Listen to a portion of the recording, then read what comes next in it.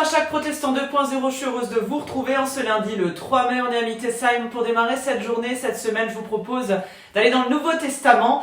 On va dans la lettre de Jacques et dans le chapitre 1er, dans les derniers versets.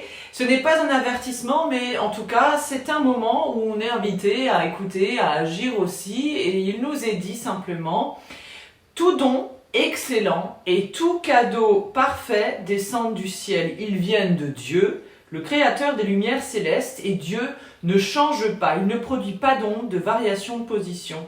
Il a voulu lui-même nous donner la vie par sa parole, qui est la vérité, afin que nous soyons au premier rang de toutes ces créations.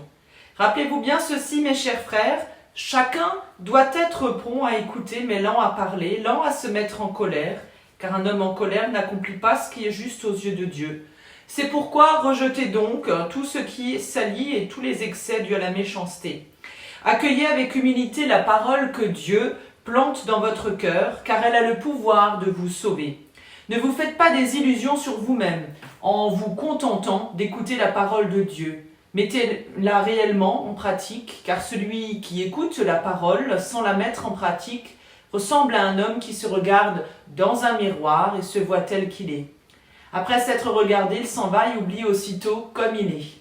En revanche, il y a celui qui examine attentivement la loi parfaite que nous procure la liberté, et il s'y attache fidèlement. Il ne se contente pas de l'écouter pour l'oublier ensuite, mais il la met en pratique, et bien celui-là sera béni dans tout ce qu'il fait.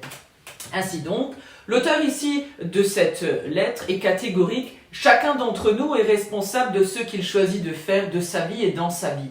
Tous les domaines de notre existence d'ailleurs, eh bien, il est essentiel de faire ce que l'on dit ou en tout cas ce que l'on a envie de faire. Sinon, aucune confiance ne peut s'instaurer.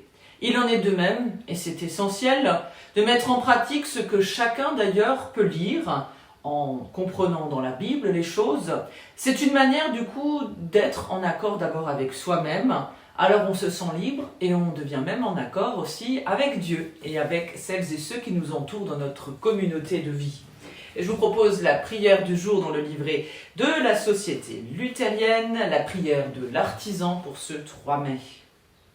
Seigneur, garde-moi en espérance de la perfection, sans quoi je perdrai le cœur. Garde-moi dans l'impuissance de la perfection, sans quoi je me perdrai d'orgueil.